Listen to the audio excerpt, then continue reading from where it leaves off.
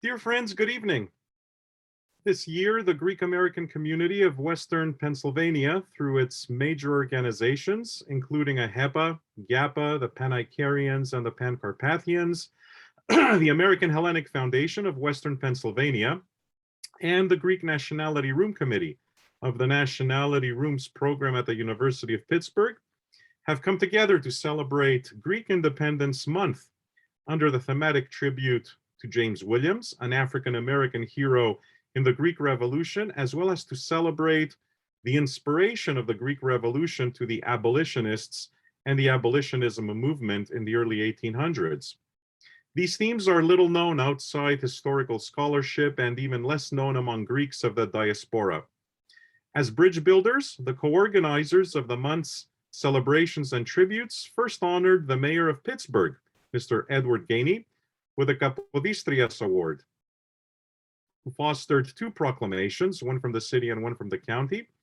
And today, with a co-sponsorship of the Africana Studies program and the World History Center at the University of Pittsburgh, we are going to learn more about how the Greek Revolution inspired the abolitionist movement in America.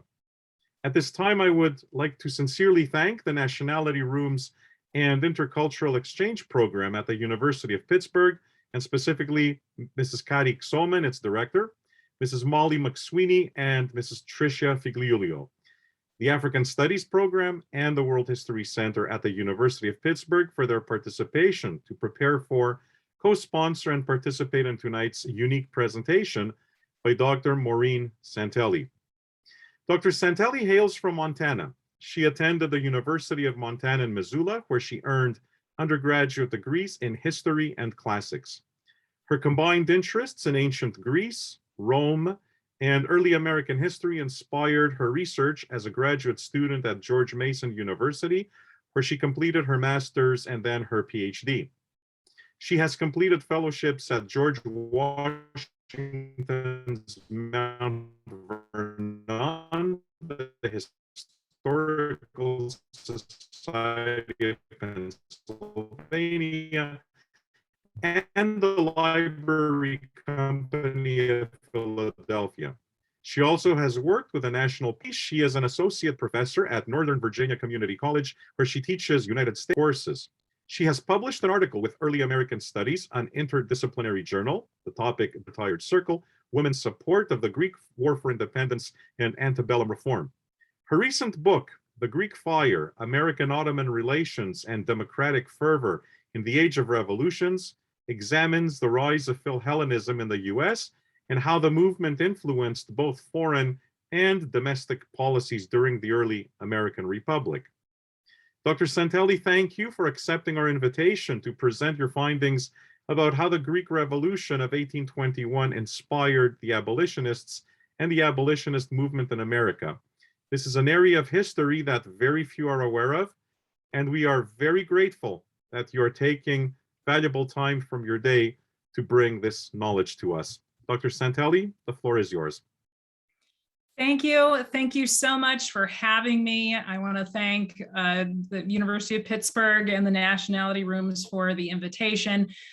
This specific topic that came out of my research is probably one of the most exciting things that developed through my research. I actually did not set out to discover the connection between the abolitionist movement and early American support for the Greek Revolution. It's something that developed and sort of organically came about through all of my research. So I'm really happy to be here and I'm excited to share it with you.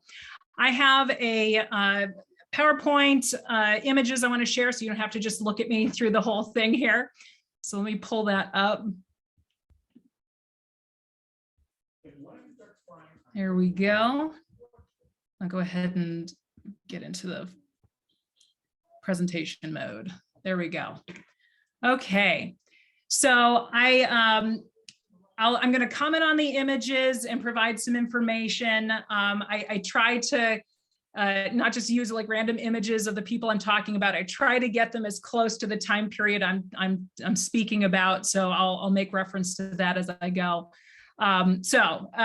Here we have Franklin Benjamin Sanborn speaking about Samuel Gridley Howe, one of the great American Philhellenes, who really made a huge impact on early American support for the Greeks and provided real aid, not just in serving the Greek army, but also facilitating the shipment of goods to Greece from the United States. Franklin Benjamin Sanborn, an abolitionist and friend of Samuel Gridley Howe, offered perhaps the best synthesis of the importance of the Greek Revolution within antebellum reform. Sanborn was a school teacher from Concord, Massachusetts in 1857, when he joined a radical abolitionist group devoted to raising funds in support of John Brown and other anti-slavery residents of Kansas. The radical group of abolitionists was small and included his friend Howe.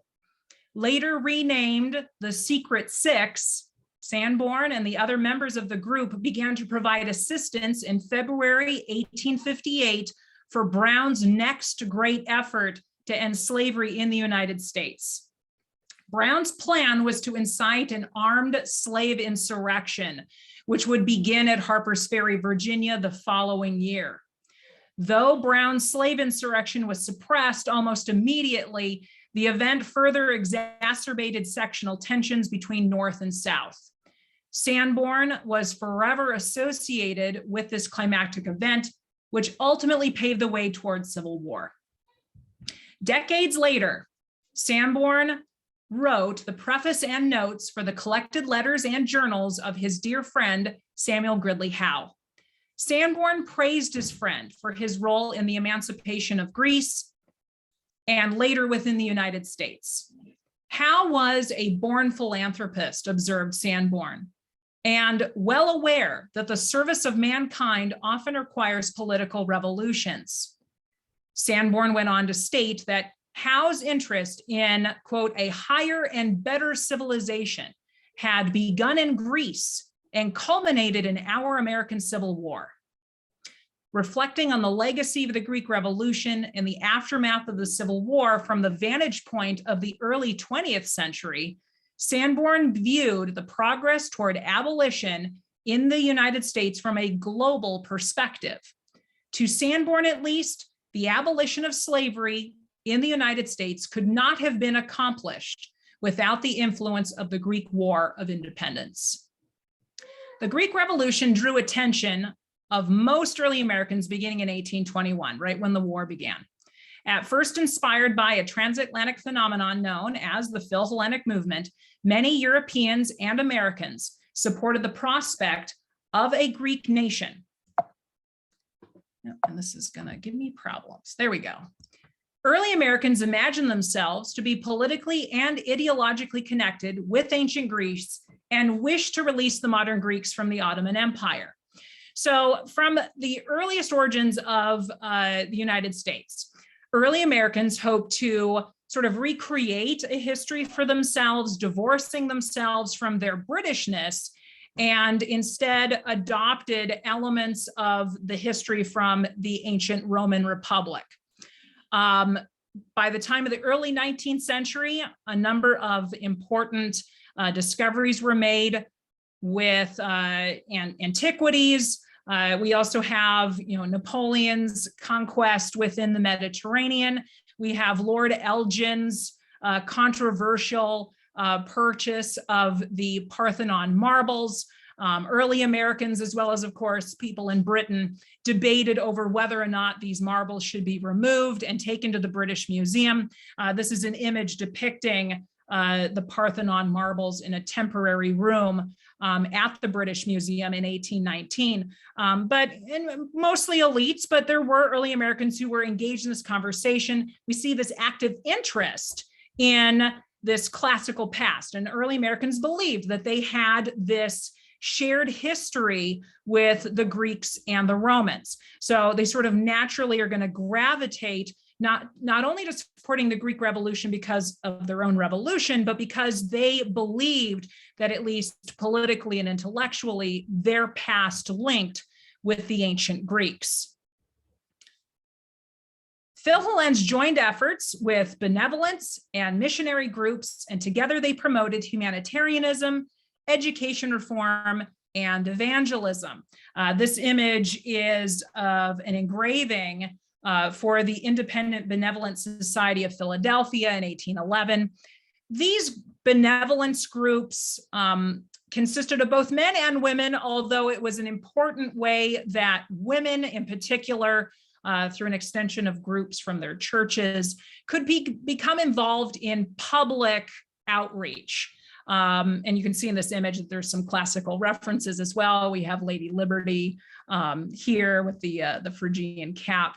But women, as an extension of the benevolence movement and how it's going to come to intersect with ideas of, helping widows, helping orphans, providing, charitable services. By extension, this interest in Greece is going to sort of mesh with these ideas of the benevolence movement. And these women play a very important part in the support of the Greek cause. And they similarly are going to sew clothes and raise funds and what have you for Greek civilians.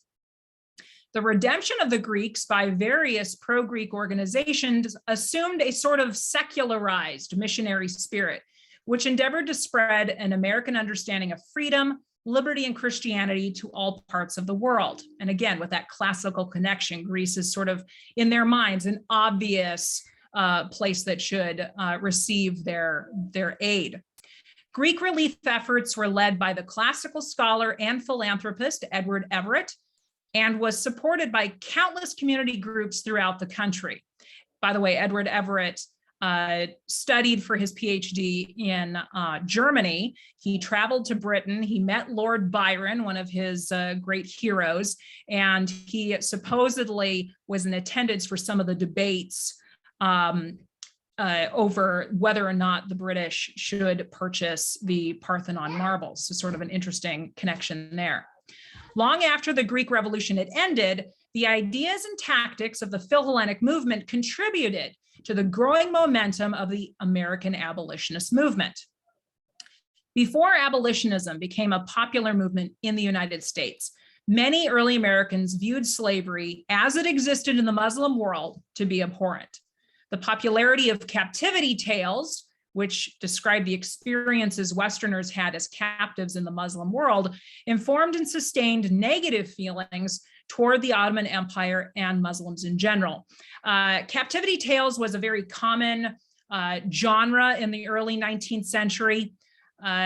Some of these tales are based in reality. There are true stories, actual early Americans who were taken captive by Barbary pirates, and from their vantage point, basically tell of their adventures or misadventures as captives.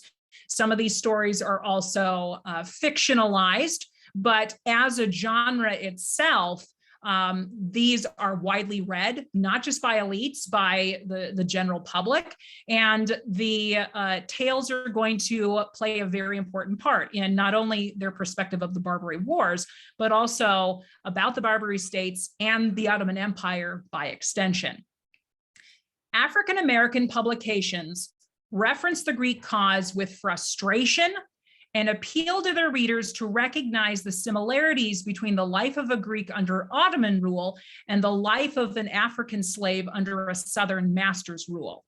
Several articles were published in the first African American newspaper, Freedom's Journal, at the height of the Greek cause's popularity. With reference to the Greek cause, one author pointed out, quote, "It would be instructive to take any of the addresses, speeches, or resolutions made on that occasion," referencing the support for the Greeks, "and to see how many of the most odious features of Turkish slavery may be fairly matched in this free and enlightened country."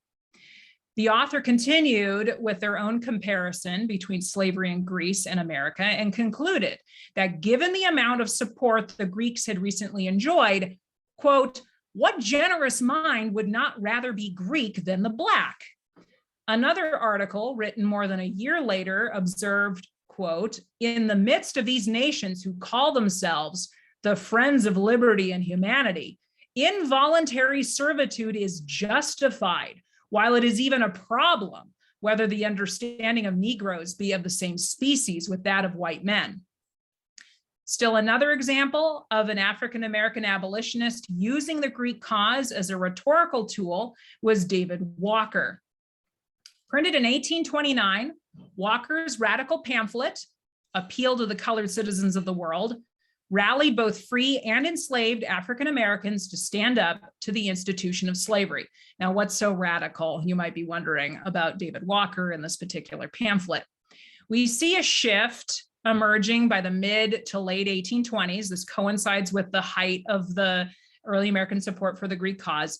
And the shift is towards what's called the immediatist movement, or immediatism. And what does that mean? It means that David Walker and others, which I'll discuss in just a bit, they dismissed the idea of gradual emancipation, which was sort of the preeminent attitude towards freeing enslaved peoples in the United States. So once, like slaves might reach a certain age, for example, they might be given their freedom under certain laws. David Walker is basically saying, no, they should be freed right now because that's the moral thing to do. So there is a shift in the abolitionist movement.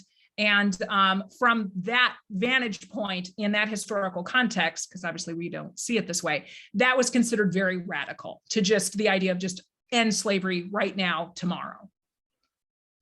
Walker poignantly observed that while reading a South Carolina newspaper, he came across an article stating, "The Turks are the most barbarous people in the world. They treat the Greeks more like brutes than human beings." Alongside this article was an advertisement that said, 8 well-built Virginia and Maryland Negro fellows and 4 wenches will positively be sold this day to the highest bidder. For Walker, the disconnect between condemning a foreign institution of slavery and while supporting a domestic one was unpalatable. Walker concluded by directing his arguments toward white Americans and warned that they could not hide their hypocrisy from God, even though, quote, "you can hide it from the rest of the world by sending out missionaries and by your charitable deeds to the Greeks." Contrasting popular interest in Greece with the lack of interest in the issue of American slavery proved to make a powerful comparison.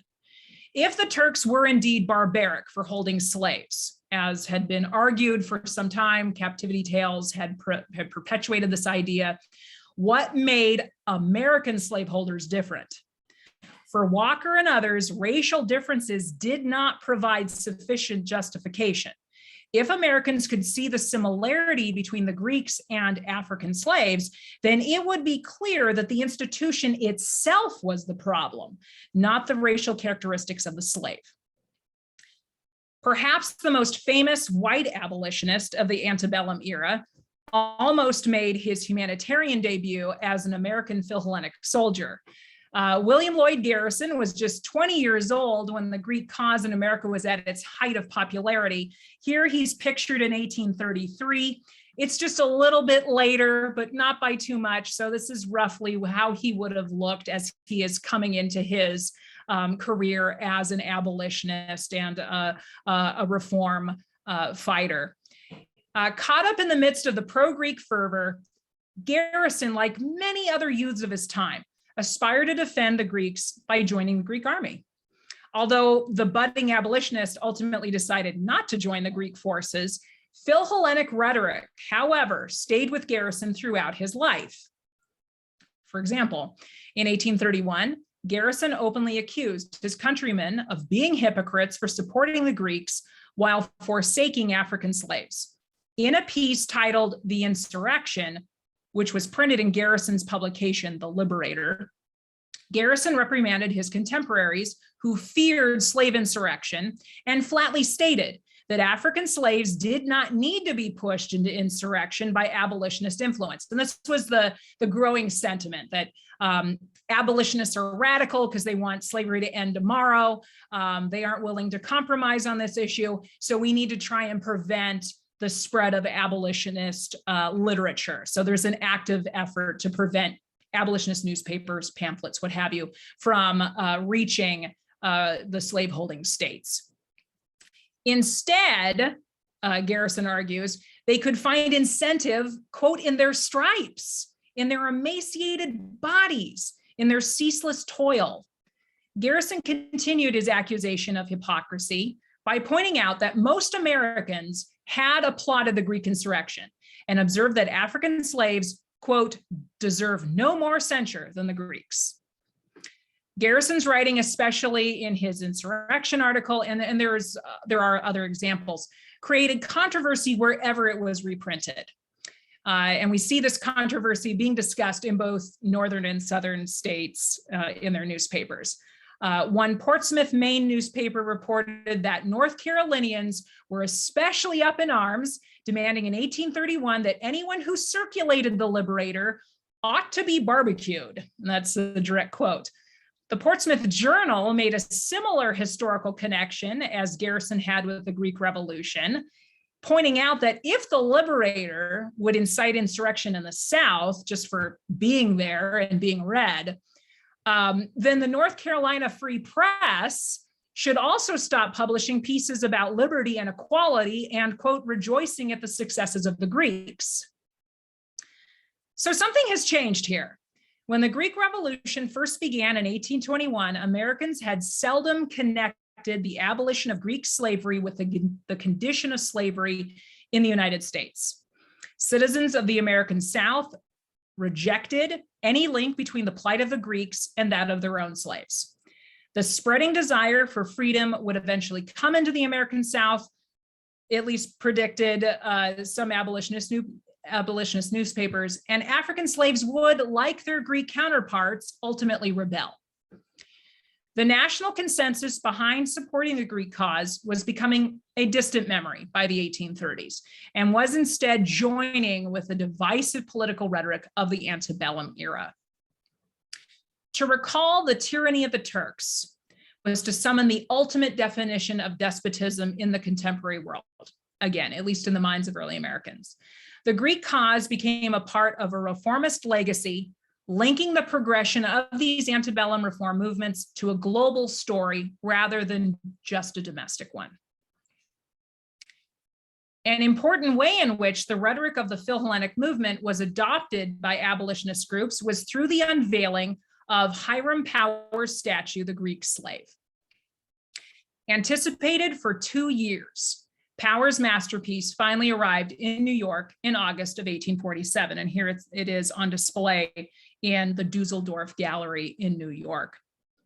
The Greek Slave was the first nude statue to be accepted by the American public, in part because of the subject matter, that it depicted a young Christian Greek girl on a Turkish auction block. And I have other images to show of the Greek slave. You can't make it out, especially from this engraving, but there are subtle indications that she is a Christian. She's actually holding a cross in her hand, and people would have seen those details and understood that connection that they're supposed to make right away. The statue toured the United States and was viewed by thousands of Americans, both male and female, throughout the country, stimulating social debate wherever it went. And one other thing I want to say about that, and as we see this in the image, the United States was pretty socially conservative. So the fact that it is a nude statue being viewed by mixed social circles was quite the big deal.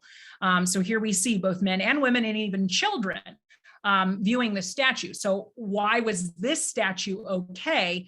Again, because of the subject matter, because she is supposed to be this young Greek maiden, a virgin, who is naked against her will, that she is on this auction block.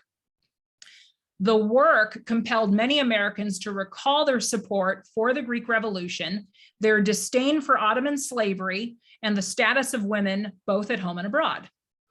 The image of the Greek slave could no longer inspire unity as the American Hellenic movement had in the 1820s, but rather it now represented the feelings of political and sectional division. For many Americans, the Greek slave did not merely conjure images of the Greek Revolution and the struggles of innocent civilians. The Greek slave stood as an idealized symbol of freedom, an image that highlighted the degree to which American society fell short of its ideal. Frederick Douglass's paper captured this sentiment best. And so here we have Frederick Douglass in 1847. So this is how he would have looked at the time of the tour that the Greek slave is making. And again, I like to choose images as close as possible, sort of just give the feeling of what they might have thought, what they looked like when they're having these thoughts. In a review, the author described, and this is a review in Douglass's paper, they described the statue in great detail and offered emotional reaction to seeing the innocent young girl in chains. Quote, "How heart and brain burn with hatred for the cruel Turk who does thus violate the sacred rights of human nature. And to this feeling heart and discerning eye, all slave girls are Greek and all slave mongers Turks, their country, Algiers or Alabama, Congo or Carolina, the same." The North Star Review concluded that such was the power of viewing the Greek slave that, quote, "had Congress appropriated $10 millions to buy this silent moral mentor and given it a place in the halls where so much crime has been legalized and connived at, ours would have been a wiser and better nation." Many Americans saw in the statue not just the plight of a young Greek, but a larger injustice. If the owner of this young Greek girl was cruel and despotic, then so too was any individual who stole away the innocence and freedom of another. There were many other reviews of the Greek slave that echoed similar sentiments. Another anti-slavery publication reviewed Power's statue and observed that in so doing, quote, a yet deeper moral is there for Americans. It is the impersonification of slavery. This creature exhibited for sale in the slave market is a counterpart of thousands of living women. Every day does our own sister city of New Orleans witness similar exposures with similar purpose.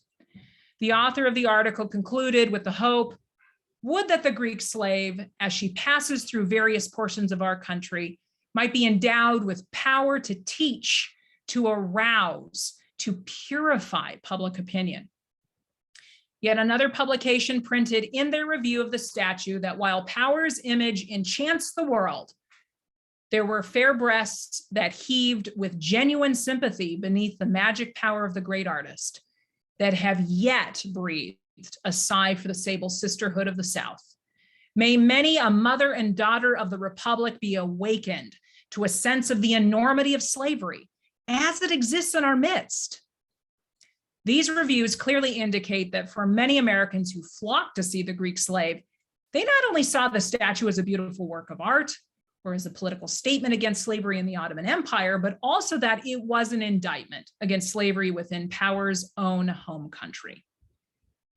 For abolitionists, the comparison between the Greek slave and slavery within the United States was an obvious one, but the comparison was an invalid one in the Southern mind. The defense of slavery in the American South was part of a long-standing tradition that had become solidified by the Missouri Crisis, this is in 1820, and was a foundational part of the Southern way of life.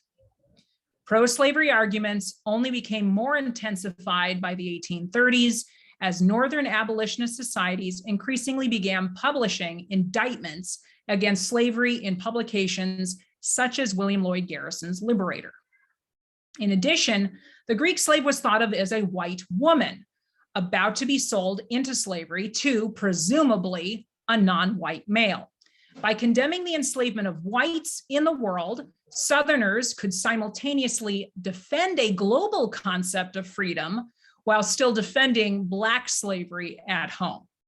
This racial Hellenism, as one historian has called it, must also therefore be understood when considering Southern reaction to Power's Greek slave. So you might be wondering what's going on here in the pictures.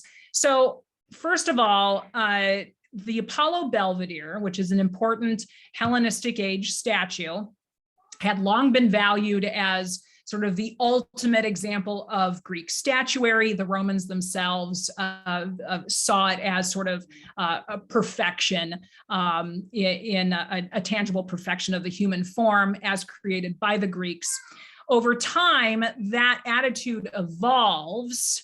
And we see by the 19th century this feeling that Greek statuary somehow not only reflected the ideal human form, but was also reflective of white intelligence. And of course, the statues are white marble. Never mind that when many of these classical statues were created, they were actually painted, and the paint had long been lost to time. So for 19th century audiences, they see these statues as white, and it's supposed to be this indication of the superiority of the white race. Here we have on the left a page from a book written by physicians Josiah Knott and George Glidden.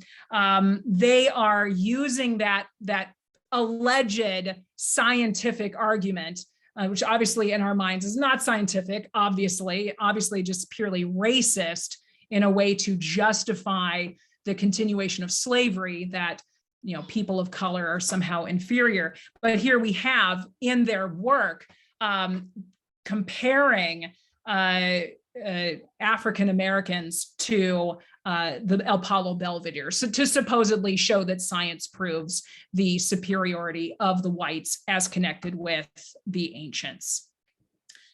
From the Southern perspective, white Americans shared not only a cultural link to antiquity with the Greeks, but also this whiteness. Greek enslavement was therefore unnatural. Rather than change the hearts and minds of slaveholders, as was hoped by abolitionists, the article would have only been viewed as a challenge to Southern liberty and an insult to their honor. And I could not find any indication that Southerners were even remotely bothered by putting the Greek slave on display throughout the South. There seemed to be no intellectual problem for them in that they have slavery intact in the South, and yet they're lamenting over the enslavement of this Greek woman. British subjects also speculated what impact, if any, the Greek slave might have on the persistence of slavery in the United States, or at least noted the hypocrisy of its continuation. In 1851, a copy of the Greek slave was sent to England to appear in the famous Crystal Palace exhibition. And by the way, there were a number of copies of the Greek slave. The Greek slave influenced John Tenniel's cartoon, printed in the British periodical Punch, which we see here on the left. The cartoon was titled The Virginia Slave and depicted a nude African woman standing in a similar way to Power's work of art. Draped over the post to which the Virginia slave was chained is an American flag, as you can see. At the base of the statue, the words E pluribus unum are clearly chiseled. This is the motto of the United States, from many, one. The caption for the cartoon read, intended as a companion to Power's Greek slave. Tenniel's critique received even more notoriety when a fugitive American slave attended the exhibition with the purpose of making an anti-slavery demonstration in the presence of the Greek slave at the Crystal Palace. When he arrived, the fugitive slave placed a copy of the Virginia slave next to the statue, the Greek slave, and stated, as an American fugitive slave, I place this Virginia slave by the side of the Greek slave as its most fitting companion. British anti-slavery society circles, like their American counterparts, criticized American enthusiasm for Power statue. Members of the Anti-Slavery Society of London, who viewed the Greek slave at the Crystal Palace, were especially disgusted. One member named Reverend Thomas Baloney, there we go, observed that the Americans who visited the exhibit must have been struck, quote, with a sort of judicial blindness in the selection. In choosing the Greek slave to represent the United States and American artists, it, quote, exhibited the worst taste possible, especially given that in addition to this, just the statue being on display, that they had placed, quote, a man with a stick to turn the Greek slave round, precisely as they would do were they trafficking in human sinew and bones. You kind of get this image of how they put the statue on display, and you have these anti-slavery groups viewing it, and it's just like, what are you guys thinking? As was the case when Northerners critiqued Southerners, when the British brought up slavery and its persistence in the United States, it usually only further entrenched slavery as a supposedly peculiar aspect to life in the American South, as many pro-slavery defenders claimed. While the Greek slave did not change many Southern minds toward abolition, it was certainly adopted into abolitionist rhetoric and aided in the intensification of their arguments. In the years leading up to the American Civil War, the legacy of the Philhellenic movement continued to play a part in sectional politics. This legacy is evident in Senator Charles Sumner's White Slavery in the Barbary States, which was published in 1853. So roughly around the same time that the Greek slave is touring around the United States.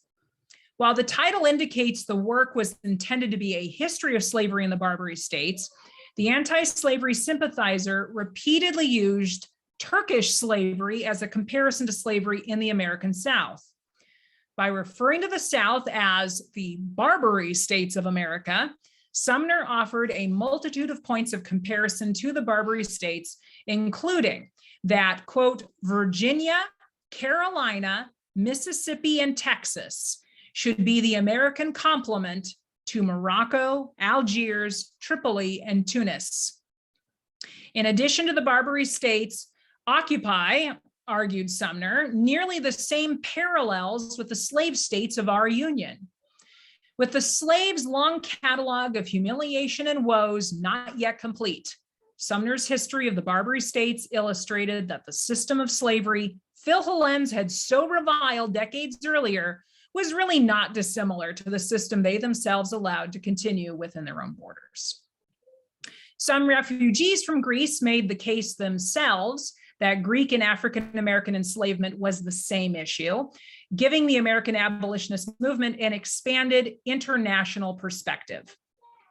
At least 3 active members of the abolitionist movement, Photius Fisk, John Zakos, and Joseph Stefanini, were Greek youths rescued by American Philhellenes and brought to the United States. Joseph Stefanini believed he had a unique perspective on the subject, given that he had experienced Ottoman slavery firsthand. Ottoman soldiers captured Stefanini while his village was under attack early on in the Greek Revolution.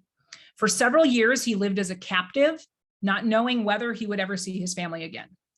Through a series of fortunate events, Stefanini managed to escape his captors and gain passage on an American ship bound for New York. Arriving in New York, Stefanini was taken under the wing of the New York Greek Committee. The New York Greek Committee, by the way, was sort of viewed as the Philhellenic committee in the United States. I found lots of indication of this in newspaper articles, personal letters. It became the central collection point for even the major committees in Boston, Philadelphia. Individuals from southern states sent their money to New York. So it really is the central collection point where they're ultimately organizing those funds and supplies to ultimately dispatch to Greece. The group granted him passage on a ship it was sending back to the Mediterranean, stocked with relief items for the suffering Greeks. Stefanini became a Greek committee representative of sorts. Almost immediately, he returned to the United States on another American ship carrying correspondence for the Greek committee in Boston. Excuse me. On this second visit to the United States, Stefanini remained for several years and began to write a memoir detailing his experiences during the Revolution. During this time, and by the way, the left image here is the front piece of that book. Oh, no, it's not. It's actually another one that I didn't end up having time to talk about, but this is another example, actually. Christopher Castanis, similar to Stefanini, is going to be writing a memoir, dedicating it to Greek Philhellenic groups with an eye for generating support for the Greeks. So just pretend that it's Stefanini's. During this time, Stefanini visited supporters of the Greek cause in Charleston, South Carolina, and saw for himself the American institution of slavery. Evidence of his knowledge of American slavery can be found in his memoir. The former Greek slave attempted to keep his language uncontroversial by observing how much he admired America for their assistance to the Greek cause. So he doesn't want to rock the boat too much, but he does manage to slide some anti-slavery rhetoric in. He concluded his memoir by referring to African slavery, stating, quote, "The emancipation of a family from the miseries of slavery, a slavery of whose horrors I can speak from bitter experience, is an enterprise which such a people, I confidently trust, will not refuse aid." Given his understanding of Americans and their dedication to Greek freedom, he believed that the American people would be moved to eradicate slavery from their borders. Stefanini was a young, poor refugee who just a few years earlier had not been able to speak a word of English. There are questions about how much of his memoir he actually wrote himself, but nonetheless, the young Greek achieved national fame. Through the help of Phil Helens in Boston, New York, and Philadelphia, he traveled throughout the United States. Several newspapers reported on his travels. The Vermont Gazette printed that while unwilling to accept charity, Stefanini intended to publish his memoir to help him return to Greece and to raise ransom money to free his mother and sisters. The whole effort would be done in Charleston with the assistance of an unnamed South Carolinian. Apologies again. Published in 1829, Stefanini's memoir was advertised as being a true story, no doubt intended to aid in selling more copies.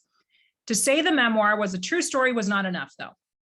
Following the preface, several well-known American men included letters of introduction for the young Greek refugee. The only South Carolinian who wrote a letter for the book, or who was thanked by Stefanini in its conclusion, was Thomas S. Grimke, who is pictured here on the right.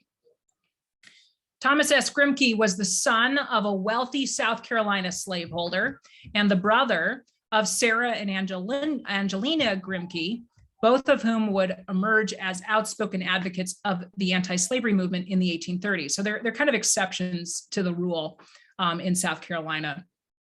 Thomas Grimke was a respected lawyer as well as philanthropist, serving as a member of the American Colonization Society and the American Peace Society. The American Colonization Society, by the way, was an anti-slavery group of sorts, not radical like the immediatists, but they advocated for the idea of freed slaves being sent back to Africa.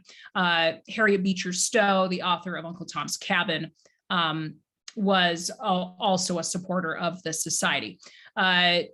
Thomas Grimke's more radical sisters, who ultimately become abolitionists about 10 years later, stated they believed their brother would have become a supporter of abolitionism as well. But he dies, so we of course will never know. But he's certainly radical given the circles that he moved in South Carolina.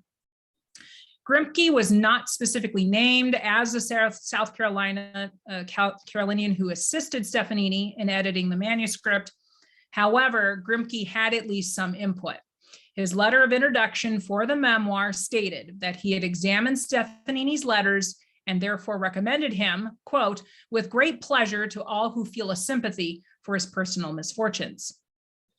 Joseph Stefanini managed to collect enough proceeds from his memoir to leave the United States in order to return home to Greece. Other refugees who arrived in the United States permanently claimed it as their new home, though. These Greek refugees were mere children when they came to America to receive an education sponsored by local Greek committees. Now, unfortunately, there isn't portraits of these men earlier in life. This is what's available, so I had to go with it. But these two men are not the only ones, only Greek children that did come to the United States and ultimately stayed here, making it their new home. But these two men, Photius Fisk and John Zakos, notably carried their experiences from the Greek Revolution into adulthood, and it occupies an important aspect of their professions. Photius Fisk came to the United States under the sponsorship of the American Board of Commissioners for Foreign Missions, as well as Hellenic Americans. Now, Fisk was not his birth last name. He takes the name of the missionary who ultimately aids in sending him to the United States to receive an education. With a brother in the Greek army, Fisk from an early age learned to detest every form of slavery. Fisk later became an ordained minister and was named chaplain in the United States Navy in 1841.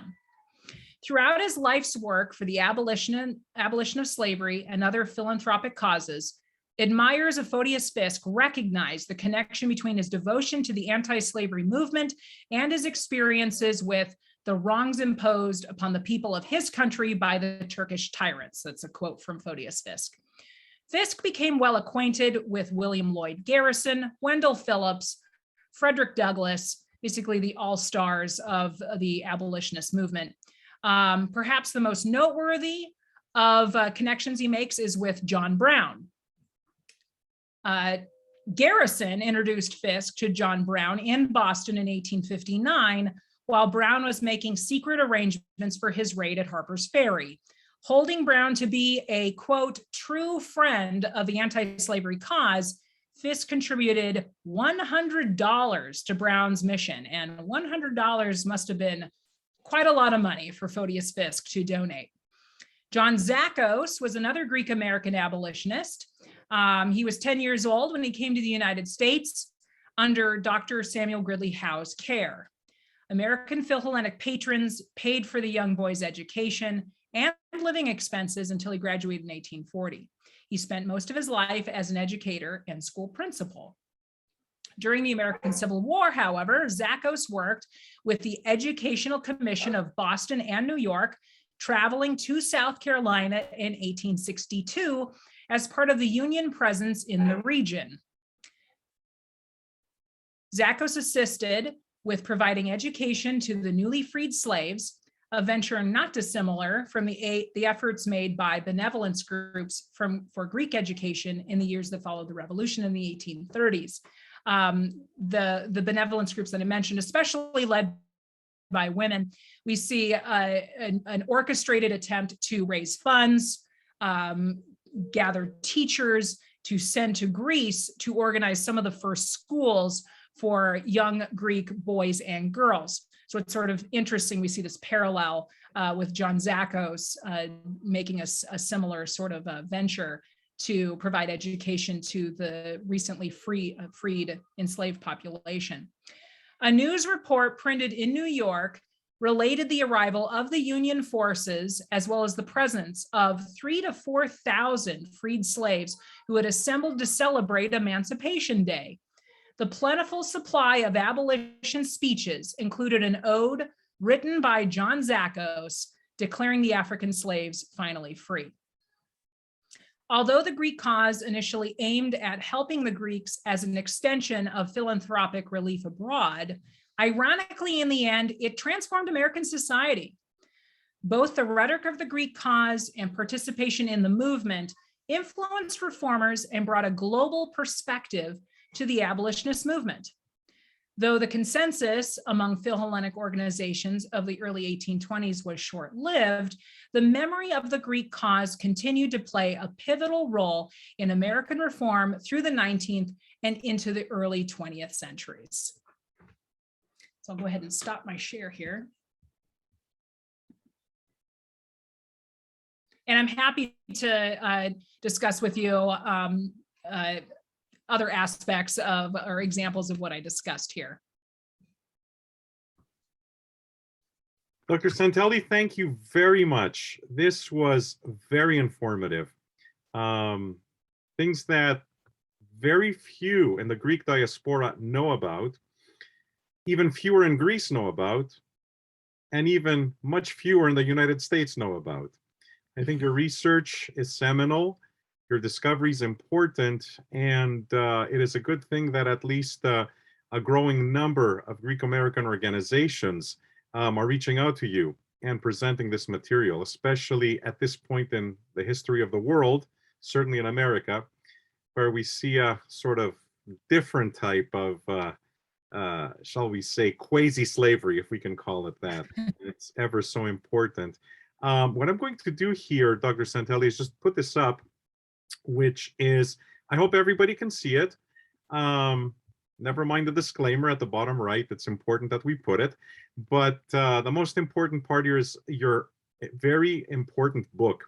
A lot of the things that you talked about today, and I know you left out a lot only because of our time constraints, and we're being challenged by the Oscars tonight and the red carpet of the Oscars, I think, more than the Oscars. But anyway, this is a very important book. Again, when I picked it up, I admit I skimmed through most of it, and I only focused on chapter 5 only because of the subject matter that was of immediate interest to me at the time. But I will go back and read the rest with some attention. Those of us assembled tonight, I hope you have an opportunity to pick up the book. Chapter 5 is wonderfully written, and I'm sure the rest of it is wonderfully written as well. It's very clear and offers if I might share, I'll put it in the chat. And I'm sorry to interrupt. I do have a discount code for those of you here, if that would be useful. It's a 30% off if you order it through Cornell University Press. So it's 09 flyer, and I will just go ahead and put it in the chat so you can just sort of have that. Please do so. Thank you very, very much. Are there any, since we don't have a lot of people tonight, I think we can just extemporaneously ask questions. Are there any questions from tonight's participants?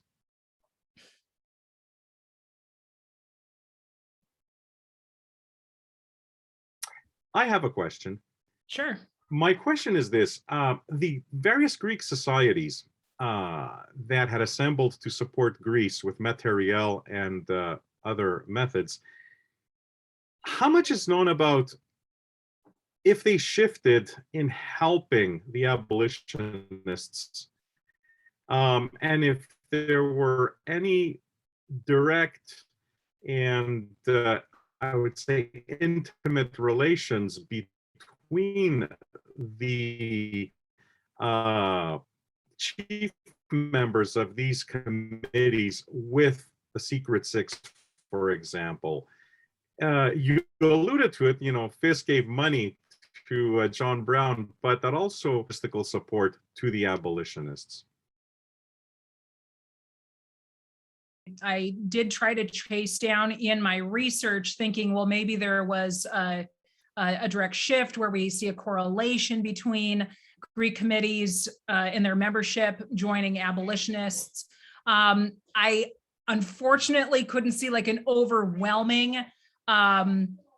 connection, although what was interesting was the adoption of the Philhellenic rhetoric and the realization that this was such the rhetoric had the ability to reach a broad audience. And we have to remember, and again, in our minds, it just doesn't seem radical, but in the late 1820s and early 1830s, and heck, all the way up to the Civil War, immediatism in terms of ending slavery right away was phenomenally radical. And so for a lot of Americans, it wasn't quite a palatable argument just yet. So and they vocalizing, well, this is palatable, talking about enslavement of Greeks, helping to free the Greeks, that seems to be so popular. Let's use that rhetoric to see if we can get people to recognize the connection. And while again, I unfortunately couldn't see, like overwhelming, like, oh, well, these members were part of the Greek committee and now they're in this abolitionist society. I didn't necessarily see that. But it certainly does play an important part in that discussion.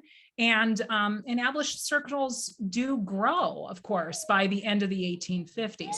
Photius Fisk, of course, in supporting John Brown and supporting an armed insurrection would have been off the chart radical for his time. But again, the rhetoric proves to be useful.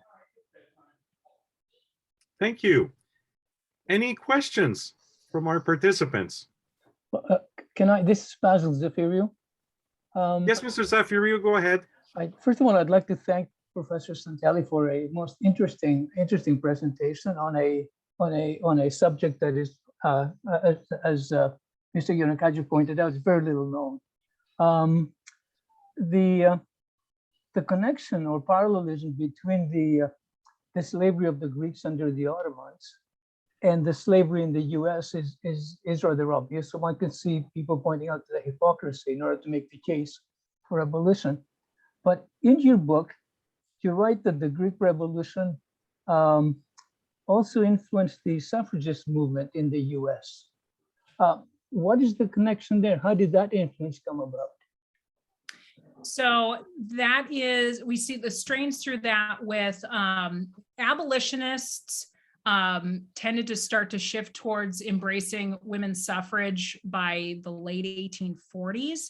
And so some of these abolitionist females, so like Lydia Maria Child, for example, and there are others, for a lot of them, actually, viewing the Greek slave, the statue, sort of inspires the spark in them. We're like, oh, hey, I supported the Greek cause. Here I am speaking about ending slavery here in the United States. And here's this statue of this woman that I immediately sort of identify with.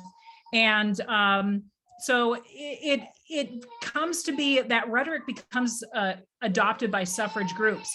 And in my book, I show that we see that existence of using the stereotype of the Turks as being the ultimate despots in the world. Suffragettes, as late as the 1880s, 1890s, are still hearkening back to that symbolism in comparing the situation of women as being similar to their status within the Ottoman Empire.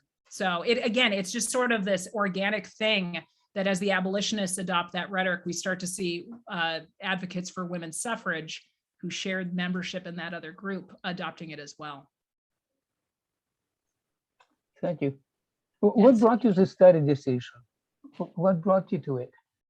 Oh, I'm sorry. What brought you to study this aspect of the abolitionist movement and the suffragists?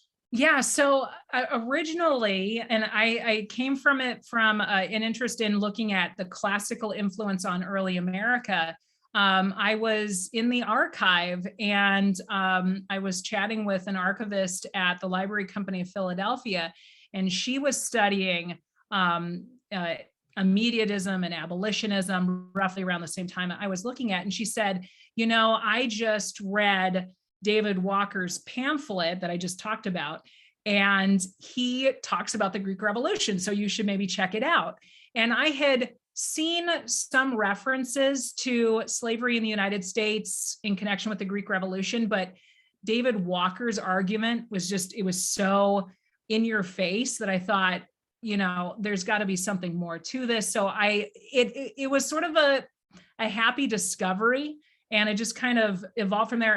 In my original research, I was not at all really going to tackle the influence of the Greek Revolution on reform groups. And it completely transformed my book into what it is now. Well, we're all very happy that you made the discovery.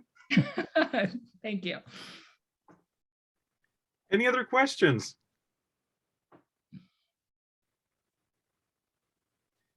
Well, Dr. Santelli, we are definitely going to have you back. There are many things I think that your research has uncovered and that I know are going to be of wide interest. Again, we're fighting the Oscars tonight, so maybe that's why we didn't have as many people as we would have otherwise had. Caddy, do you have any things to say also about the Nationality Rooms program, which I think is such an important umbrella that provides cultural presentation, especially when our communities here in Western Pennsylvania are forgetting about their culture? Yes, thank you, Nick. And Dr. Santelli, thank you very much for your presentation, and Nick for bringing Dr. Santelli to us on behalf of the Greek independence commemoration. And the Nationality Rooms and Intercultural Exchange Programs, of course, is built on the history of the ethnic communities in Southwest Pennsylvania, but the future of the programs, I believe, is also to be very collaborative and forward-thinking in terms of thinking about the reach of the Nationality Rooms and Intercultural Exchange Programs, and especially the committees and the communities that are associated with the Nationality Room committees. And so a talk such as yours and bringing the past and sort of in an interesting way together and at such an important time, especially around the world, but in the context of the United States. So thank you very much. It's a very timely topic and quite interesting, and we appreciate your presence, and thank you. Thank you. So seeing that there are no other questions, I just want to make a comment in response to a note here. We have recorded this and we will make it open to the public and available to the public. Just send an email to the email address I've provided in the chat window. And as soon as we have the URL for the link, we will certainly send it out to those interested, or we'll put it up on a publicly available webpage. I think I've covered everything from my end. Once again, Dr. Santelli, thank you very much. It is an honor, and we definitely will invite you again for other themes inside your book and other research that you are currently doing that are of relevance to the wider community, certainly to the Greek American community, but also to the wider community as well, I think. So I thank everybody else for attending and for taking time out of your afternoons and of your early evenings. And please definitely do keep in touch with the Greek Nationality Room. There are ways you can reach us. Just reach us through this email address that I have in the chat room. It's an indirect way for now. Eventually, the Greek Room will have its own direct email address, and NREP is working on that right now. And hopefully in the next couple of weeks, we'll have something up and running. Yes, and till we meet again. As we say in Greek, kali andamosi. Have a great Thank you, rest of your Kali day. Andamosi. Take care. Thank you. Have a good evening.